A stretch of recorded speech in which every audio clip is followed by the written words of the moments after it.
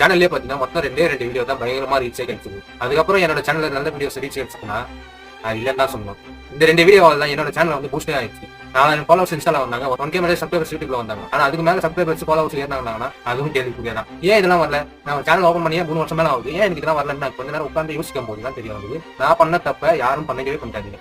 Theatre ஆகணும்னு தான் என்னோட ரொம்ப நாள் ஆசை. அதாவது இந்த ஷார்ட் ஃபிலிம்லாம் அப்லோட் பண்றதுக்கு ஒரு பிளாட்ஃபார்ம் இருந்தா யூடியூப் சேனல் ஓப்பன் பண்ணேன். அதுக்கு சேனல் எப்படியாச்சும் நம்ம வளர வைக்கணும், ஃபாலோவர்ஸ் வைக்கணும், தான் நம்ம ஷார்ட் ஃபிலிம் போறது நிறைய பேர் பார்ப்பாங்க. நான் என்ன பண்ணேன், நான் சின்ன விளாக் வீடியோஸ், ஃபுட் வீடியோஸ், இந்த மாதிரி காமெடி வீடியோஸ் எல்லாம் போட்டு கொஞ்சம் ஃபாலோவர்ஸ் ஏற்றிட்டு வந்தேன். அப்புறம் தான் ஷார்ட் ஃபிலிம்ஸை நான் அப்லோட் பண்ணவும் ஆரம்பிச்சேன். இது நல்லா ரீச் கிடைக்கும் நான் அப்லோட் பண்ண ஆரம்பிச்சேன். பட் நான் நினைச்ச ரீச் வந்து சுத்தமாவே கிடைக்கல.